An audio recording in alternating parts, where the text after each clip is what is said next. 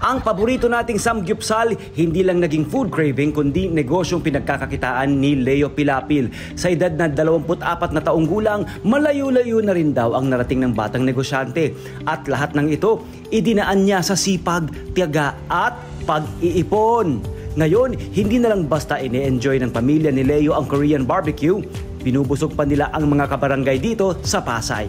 At a very young age, nakapagpatayo ako ng negosyo. Walang imposible kung ikaw ay porsigido at may tiwala sa sarili.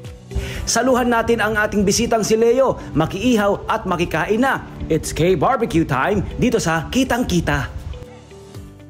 Ayun na nga, my friend. Eto na.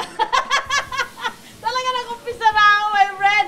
I-welcome natin ang batang negosyante ng Pasay, Leo Pilapil.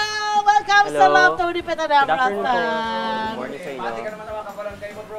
Hello, binabati ko yung mga kabarangay ko dyan. Yan, ako naman. Ang samgyupsal dito sa Pilipinas, lalo na dito sa Metro Manila, no? Parang mga ano lang din, mga sari-sari store, nagsulputan kayo. Yes. Doon ka ba nagkaroon ng idea or paano ka nagkaroon ng idea para sa negosyong ito? Well, yung samgyupsal kasi na to, actually, idea to ng wife ko. Ay, wow. Yes, kasi yung wife ko kasi mahilig sa food. So, why not pasukin din natin yung food industry? Correct naman. And kaya samgyupsal, dahil kami, mahilig kaming mag-samgyup. Pero now more than ever, talagang sikat siya. Pero alam niyo ba ang samgyupsal dito sa Pilipinas? 1970s pa lang meron na tayo rito. Kasi marami na tayong mga Korean na mga immigrants. Pini-welcome. Na nagpunta na daw. Yes. Welcome natin sila rito. Yes. Kanya-kanya negosyo. Pag magpunta ka ng bandang Zambales, Olongapo, Subic, ang daming mga legitimate na mga old school na mga Korean restaurants doon. Correct. Ano nga ba ang samgyupsal, my friend? Kasi may ibig sabihin po yung samgyupsal daw, sabi ng ating mga food critic dyan natin na pag-alaman natin mula sa kanila, ang sam ay tatlo, yes, 3, gyup, meaning layer or fold, coming from the layers of fat and yes, meat, the meat ng pork belly, sal, in Korean, flesh or meat. At ito pa, alam niyo bang galing ito sa North Korea? wow, Sa Kaesong. Amazing. Noong early 20th century, not South. Oo. North Korea. Kundi sa North Korea. Nakatawid pa pala. Buti naman nakatawid. Oo, buti nakatawid. Pero gusto nating malaman, nagsimula ba agad na meron kayong malaking pwesto or nag-start kayo ng maliit? Paano yung ginawa To be honest, yung samgyupsal po namin is maliit lang talaga. Dito, ito lang po talaga siya. As in, itong place. Yes, itong area na to. Hanggang sa nakita namin na, uy, nag-grow yung business natin. Ang daming customer, like, alam niyo yun, ang daming waiting. So, what if i-extend natin itong place natin? Like, magkaroon tayo ng extension para mas magkaroon tayo ng more tables and para mas marami tayong accommodate na customers. Yes, po. Eh, di ba yung mga unlimited? Diba? So, ibig sabihin lahat ba ng meat, kinuha nyo na? May seafood din ba kayo? Paano ang ginawa nyong pag-cater sa mga kliyente na pumapasok dito sa negosyo nyo? Well, dito kasi sa Jamyupsal, yung pork kasi namin is kinukuha natin siya from local farmers. Ayun! Yes. Wow. So, para makasupport din tayo sa mga farmers, farmers natin. Very good! And yung meat din kasi namin is very quality, though local siya.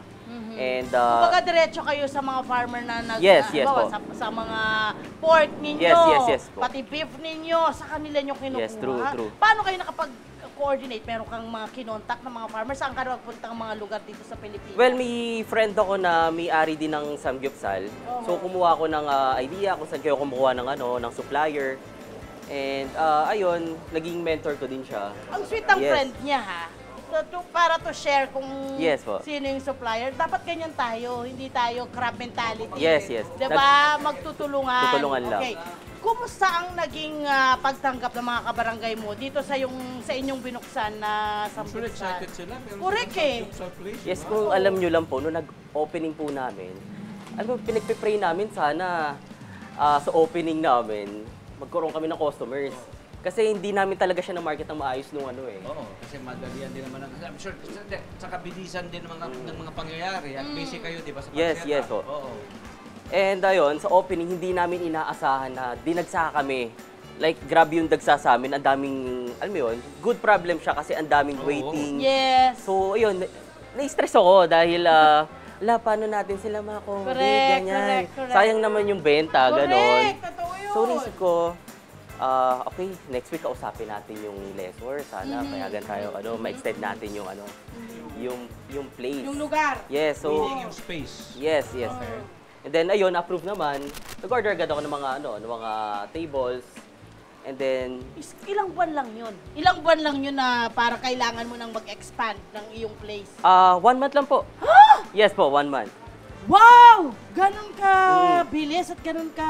Yes, kasi nag-start po talaga ako. Syempre, pag mag-start ka kasi ng business, dapat start small. Good, So, very para less good. risk. And then, nung nakitaan ko siya ng potential, okay, expand natin to. Saka ka nag-decide Yes nung po. nakita mo na yung pagdagsa. Kasi ng ang dami mga- na rin pong nag-re-request sa customer. Ang liit po ng place nyo. Okay, yes. So, ako, sir, ano nyo lang po, request ko lang po, or suggest ko lang po, na dagdagan nyo yung tables or magtayo ka ng ibang branch. Ganun. Eh, dito po kasi, ba't pa ako muna magtatay ng branch? Kasi ito, first branch ko to. Tama. So, what if mag-expand muna ako? Extend ko muna yung magkaroon ako ng extension dito sa Dito mismo sa pwesto mo. Yes po, yes po. Anong mga essentials na kailangan mong isipin sa pag-put up ng isang samgyeopsal restaurant? Umpisa natin sa ingredients, di ba? Yes. I'm Kasi sure ang inaral dami. mo to. Anong kailangang staple ng isang samgyeopsal restaurant? Yes. So, ito kasing samgyeopsal namin, yung mga flavors, lahat ito is homemade. Oo. And lahat ng mga flavors na to is recipe ng wife ko. Ay, wow! Dahil mahilig talaga siya magluto. Okay. Yun, So isang basic na authentic na samgyeopsal na restaurant, anong kailangan nating ilagay? Halimbawa, ito, umpisa natin sa meat. Ayan, anong dapat meron? Meron tayong basic na pork belly? Anong pang, yes, bale, ito kasing samgyeopsal, basically, yung pangmasa kasi to. So, yung ideas na mga meat namin, kumukuha rin kami sa mga, sa mga competitors namin. Ano Okay. kayang meat yung ginagamit nila? Okay. So, yun na. Meaning, kumakain din kayo sa mga Yes, lugar na yes yun. po. Bago talaga namin to Wow. itayo, inaral din namin yung competitors. Yes. Like, kumuha kami ng ideas. So, ano kaya yung pwede nating i-offer na wala sila? So, pero yung sa meat, ayun, nakakuha kami ng idea na, okay, gantong meat pala yung ginagamit nila. which is, halimbawa, ito. Ito kasi is, nandito sa mesa yes natin. po, ito po pakita is natin. pork jowls. Okay, pork jowls. Ito yung, ito. Yes po, ito, Kasi may gandang configuration ng di ba? Ng Yes fat po. and, Ito yun?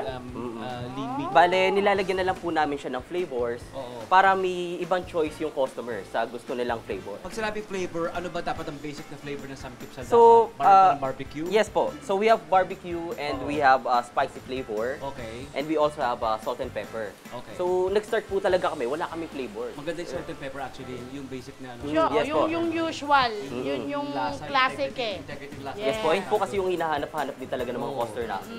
Okay. And then, Magkaroon kami ng saka salt and kayo pepper. naglaglag ng flavor nung naghahanap na rin yung Yes po, customer yes nyo. po. So, Very good. kung ano yung prefer ng customers, binibigay namin sa kanila. Okay. So, ilang kilo ng mga karne ang araw-araw niyong nakukonsume? So, nakakaubos po kami ng 100 kilo. Yes po. Grabe, ang dami. Yes. Bigla.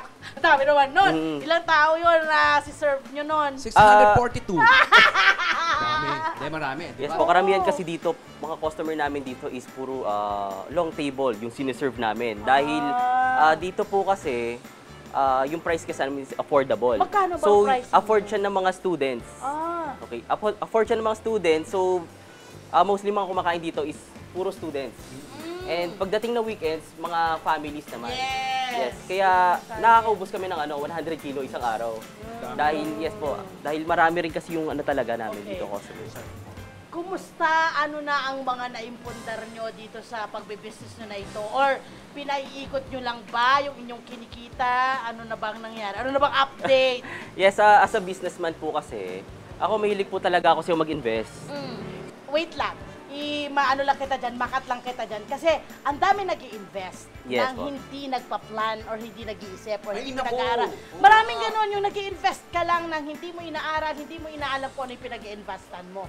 Pwede mo bang i-share sa amin paano mo yung ginagawa, yung invest na yan? Yes, first hindi is... na-scam Oh, syempre conduct a feasibility study. Yeah. So bago nyo kasi pasukin yung business, dapat pag-aralan nyo muna. Dahil mahirap kasi sumabak sa gera ng wala kang sandata. Wala kang sandata.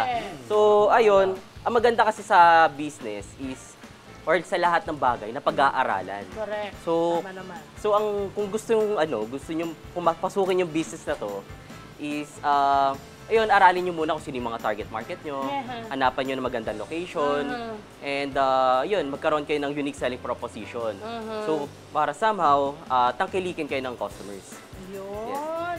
Batang-batang negosyante, silang Yes, oh. dalawa ng kanyang may bahay. 'Di ba? Kayo Ano ba? hurdles. Kayo challenging. bilang mga batang mga negosyante na nakopol pa, ano ba yung mga kailangan yung pagdaanan at paano nyo yon nasolusyonan?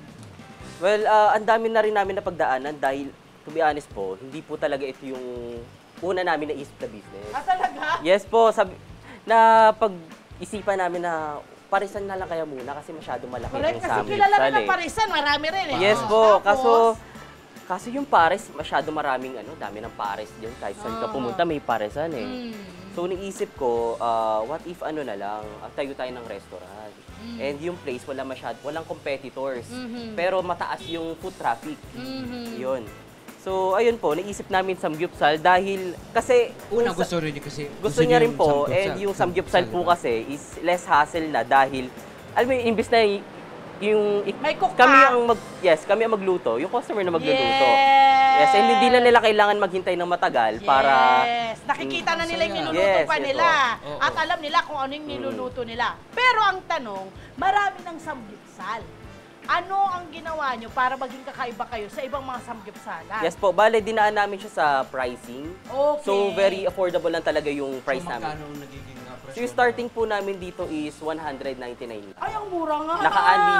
Naka-only pork, only side dishes. Yung side dishes namin dito is 8 side dishes po. And only rice, and we also serve 1 pitcher na ng juice. Authentic yun kasi side dishes. May side, di ba? Yes, Oh, po. itong Di ba, mga to, ang tawag nila kimchi. dito, banchan. Di ba may banchan banchan. sila? correct. So ito yan, kailangan meron kang japchae, ito meron kang kimchi, Kimchi, yung, marble, yes. Potato marble, and we have fish cake, lettuce. lettuce. Meron sila, fish O, cake, diba? diba? Ang Yun yun eh. dami. Alam niyo ba yung banchan, without Chinese yan in character ha, Chinese characters Ang daw banchan? yan. Oo. Ano ibig Kapag sabihin ng na-translate mo banchan? siya, ang ibig sabihin, rice food. Kasi kanin daw. Sa dami ng kanin noong 1500 sa kanila, na overwhelming mga turista, ang daming kanin. Hindi kaya kasali ako noon. Dapat, feeling ko, daming Pinoy na nakapila doon. Pero alam mo, pag kumakain ako ng samgyupsal, hindi ako kumakain ng kanin. Ako, inuuna ko talagang banchan. Para ngayon. Inuuna ko itong mga to, wala na akong kinakain. Pero hindi siya strategy ng mga Korean para mabusog ka agad, para di mo so you won't Hindi, get to party the talaga. main course. Kasama talaga siya, kaya lang yung rice noon, di ba rice food nila, lumiit yung rasyon, kumunti yung rasyon ng kanin. Ay, kaya. Post-war, pagkatapos ng gera, nagsulputan na ngayon yung mga iba't ibang rice bowl, ang palitan na naman iba't ibang mga klase ng mga innovation, food innovation. Friends, Fish cake. feeling ko dapat maging professor ka na ng mga pagkain. Opo. Pwede Mag-enroll ba, kayo. magtayo ka na ng eskwelahan? Oo, libre lahat. Sweet Siguro mo. ko libre lahat. Ayan. Okay, ano ang mensahe mo sa mga batang mga negosyante kapag gusto nilang mag-umpisa ng business? Kahit hindi samgyupsal, ano yung pwede mong ibigay sa kanila? So, ang advice ko sa mga kabataan na gustong tahakin na business, actually, sir, maraming kabataan na pinapasok na ang business eh. Correct, Yes. Wala napakarami namang nyo problema. na. Yes, Diba? dahil maganda sa business, walang pinipiling edad. Mapabata o matanda, Tama ka pwede naman ka doon. mag-business. Eh, ngayon, ang advice ko sa mga kabataan dyan, bago nyo pasukin yung business na gusto nyo tahakin, pag-aralin nyo muna. Ayun, gaya na sabi ko, aralin nyo kung sino yung target market nyo. Dahil, ano yung magbebenta kayo, magbi-business kayo, tapos hindi nyo alam kung sino yung bebentahan nyo. Correct, Diba? tama. Aralin Wala, mo talaga. wala Yes, kang bibili, po. walang bibili. Anong gagawin mo rito? Oo, Tayo-tayo tama. ka dito ng negosyo. And hanapin nyo kung ano yung passion nyo. Ayan, Dahil maganda wow. kasi kapag yung i-business nyo is yung passion nyo dahil hindi lang basta kayo kumikita ng pero nag-e-enjoy din kayo at the same time. Inaaral nyo Inaaral nyo muna yung location, Yes, yes. yung market. Parang due diligence, di ba? You pay due diligence, aralin nyo muna, di ba?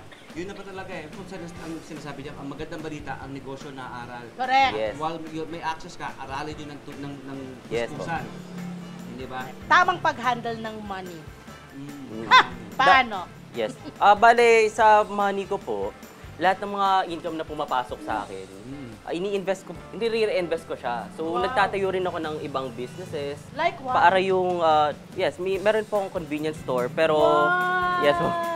Meron po akong convenience store, pero mas nag-focus ako dito sa Samgyupsal. Dahil doon sa convenience store ko naman, may katuwang naman ako na nag-handle. Yes. And ito kasi Samgyupsal na to is, yes, yun po, yung magwa 1 year pa lang kasi ito eh. So, Pero ang sabi galing. nating baby pa to. Baby Yeah. pa to. Kailangan pa siyang kailangan Alagaan. hands-ons. Yes. Kailangan ko pa siyang tutukan. Okay, ilan na ang mga, mo ngayon, mga staff mo ngayon dito? Meron akong 5 staffs po. Yeah. Yes po. Hi! Sumama mo! Sana na, mga Kanet 25. This is Love and New Verbo. For more love, to the pet, and everything updates, just click the subscribe button and follow us on our Net25 social media pages at Net25 TV and Net25 Entertainment Facebook. See ya. I love ya.